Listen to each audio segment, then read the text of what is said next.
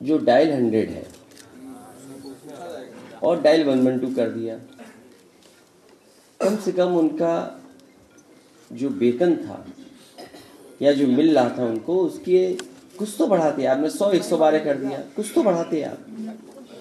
ये पहली सरकार है जिसके फैसलों से ये लगता है कि ये इमोशनलेस सरकार है, हार्डलेस सरकार है और विजनलेस सरकार है। मैंने कई मौकों पर आपसे कहा कि ये समाजवादियों का वो फैसला था जिस समय थानों में पुलिस के पास गाड़ी नहीं होती थी, और गाड़ियां अगर थी भी तो उसके लिए डीजल पेट्रोल का कोई बजट का इंतजाम नहीं था। उस समय जो सरकार के टेक्नोलॉजी को समझते हैं, जो कोई चीज़ को और इंट्रोड्यूस करना चाहते थे, उन अधिकारियों को मैंने चिन्हित किया और एक प्रोफेसर वेंकट को साथ लगाया। न्यूयॉर्क की NYPD की जो हेडक्वार्टर है वहाँ पर रिस्पॉन्स सिस्टम कैसा है, पुलिस कैसे एक्ट करती है अगर घटना पता लग जाए तो, या उनको जानकारी मिल जाए, उनका कॉल सेंटर कैसे है, रिस्पॉन्स सिस्टम कैसा है, उन सब चीज़ों को शामिल करते हुए जो हमारी अपनी परिस्थितियाँ हैं उसके हिसाब से ये डायल 100 डिज़ाइन किया गया था। और उसमें बिल्डिंग से लेकर के सॉफ्टवेयर से लेकर के जो भी कुछ टेक्नोलॉजी का पार्ट था सबसे बेहतर इस्तेमाल हुआ था। और मैं बधाई देता हूं उस समय के अधिकारियों को जिन्होंने सहयोग किया था, और खासकर प्रोफेसर वेंकट को मैं धन्यवाद दूंगा जो यहाँ की पुलिस से बातचीत करके और जो न्यूयॉर्क पुलिस डिपार्टमेंट है उसके जो तरीके हैं काम करने के, और उसके बाद ह्यूस्टन गए, उसके बाद सिंगापुर का उन्होंने पुलिस का रिस्पॉन्स सिस्टम देखा, उसके बाद यूपी को डिजाइन कर करके उन्होंने दिया।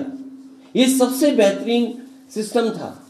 और फैसला भी ये लिया गया कि जो सबसे पहले दुख सुनेंगी, जो सबसे पहले किसी की तकलीफ को सुनेंगी वो महिलाएं होंगी, लड़कियां होंगी, और उस फैसले के तहत इनको नौकरी मिली।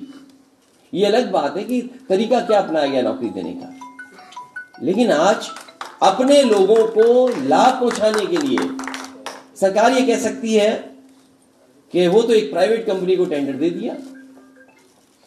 लेकिन कम से कम प्रेस के साथियों ये जानना चाहिए आपको भी कि अगर पहले कोई टेक्नोलॉजी में साउंड थी कंपनी, वो काम कर रही थी, आखिरकार उसको क्यों हटा रहे हैं आप? चलिए आपने कोई टेंडर किया, दूसरी कंपनी को दे रहे हैं। क्या पहले जो टेंडर किया था वो कितने रुपए में था, और आज जो टेंडर कर रहे हैं उसके लिए बजट क्या है?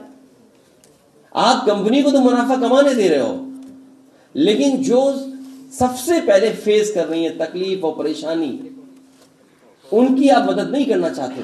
कोई सोच सकता है त्योहारों के दिन उन्हें ऐसे ही छोड़ दिया, बैठी हुई है, न खाने न पीने का, न इंतजाम, न कुछ। सोचिए सरकार कैसी। इसीलिए मैं कह रहा हूं कि परिवार वाले ही दुख समझते हैं, परिवार वालों का। 6 दिन हो गए उन लोग। इस सरकार के पास क्या इतना भी खजाना नहीं कि 3000 रुपए बढ़ा दें या 6000 रुपए बढ़ा दें?